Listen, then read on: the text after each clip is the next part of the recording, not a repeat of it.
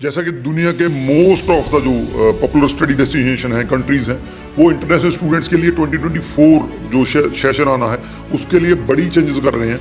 उसी तरीके से जर्मनी ने भी इंटरनेशनल स्टूडेंट्स के लिए बहुत बड़ी चेंजेस की हैं। हालांकि इनमें से जो मोस्ट ऑफ द चेंजेस हैं वो स्टूडेंट्स के फेवर में है।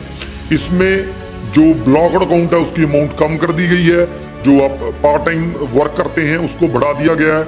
इसके अलावा जो स्टडी परमिट है उसकी एक्सटेंशन भी बढ़ा दी है। तो कहीं ना कहीं पे बहुत पॉजिटिव चेंजेस है जो 2024 में हमें देखने को मिलेंगी।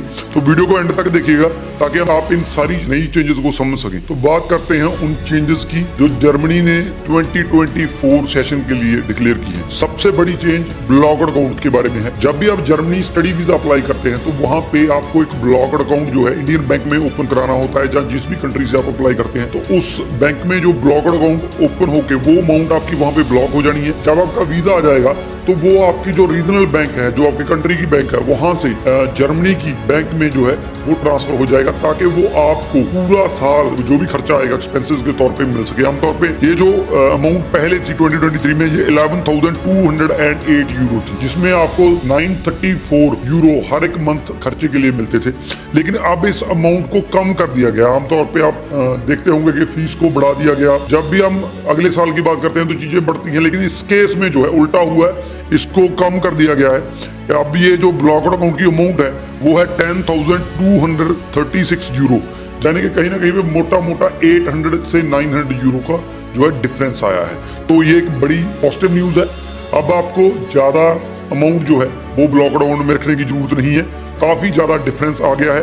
10,236 यूरो आपको ब्लॉक्ड अकाउंट में रखने होंगे। दूसरी अपडेट जो है वो रेजिडेंस परमिट वैलिडिटी को लेकर है। जब भी आप जर्मनी में स्टडी वीजा अप्लाई करते हैं तो स्टार्टिंग में आपको 1 साल का जो है वो वीजा मिलता है, उसके बाद आप एक्सटेंशन करवा सकते हैं, लेकिन वो भी 2 साल से ज्यादा नहीं हो सकती है। तो स्टूडेंट्स को बार बार एक्सटेंशन करवाना पड़ता है और इसकी वजह से कहीं ना कहीं पे उनका जो इमिग्रेशन सिस्टम है उस पर भी जो है वर्कलोड ज्यादा होता है। अब इस चीज को जो है सॉल्व करने के लिए उन्होंने जो है इसको बढ़ा दिया है, यानी कि अब आपको जो सीधा वीजा है स्टार्टिंग में वो 2 साल का दिया जाएगा।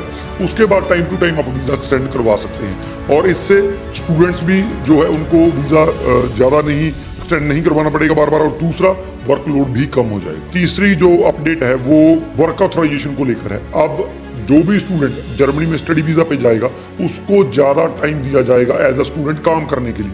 पहले जब आप 2023 की बात करें तो स्टूडेंट्स को 120 डेज जो है 1 साल में काम करने के लिए मिलते थे, जहां वो 240 डेज जो है अगर वो हाफ डे काम करते थे तो 240 डेज मिलते थे। आमतौर पे अगर मैं यहाँ पे बता दूं आपको, जर्मनी में जब आप 4 आवर्स पर डे 4 आवर्स से कम काम करते हैं तो उसको हाफ डे माना जाता है। अगर आप 4 आवर्स से ज्यादा करते हैं तो उसको फुल डे माना जाता है।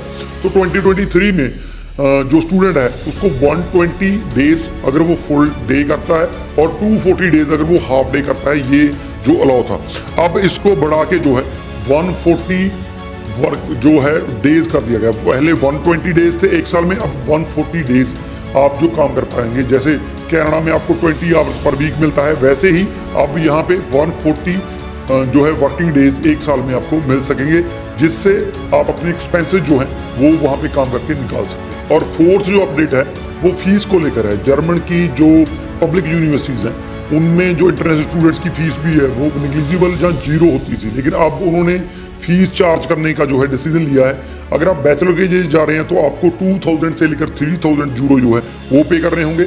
अगर आप मास्टर्स के लिए जा रहे हैं तो आपको 4,000 से लेकर 6,000, अगर आप यूरोप का हिस्सा नहीं है तो पे करने पड़ सकते हैं। तो इट ऑल डिपेंड्स अपॉन कि कौन सी यूनिवर्सिटी कितना चार्ज करती है, लेकिन इतना जरूर है कि पब्लिक यूनिवर्सिटी जो है वो भी अब फीस जो है चार्ज करेंगी। अब इसका रीजन जो बताया गया है कि ये जो एक 48 मिलियन यूरो का जो डेफिसिट चलता है, जो घाटा हर एक साल जो है उनको भरपाई करनी पड़ती है, तो उसको कम करने के लिए ये डिसीजन लिया गया।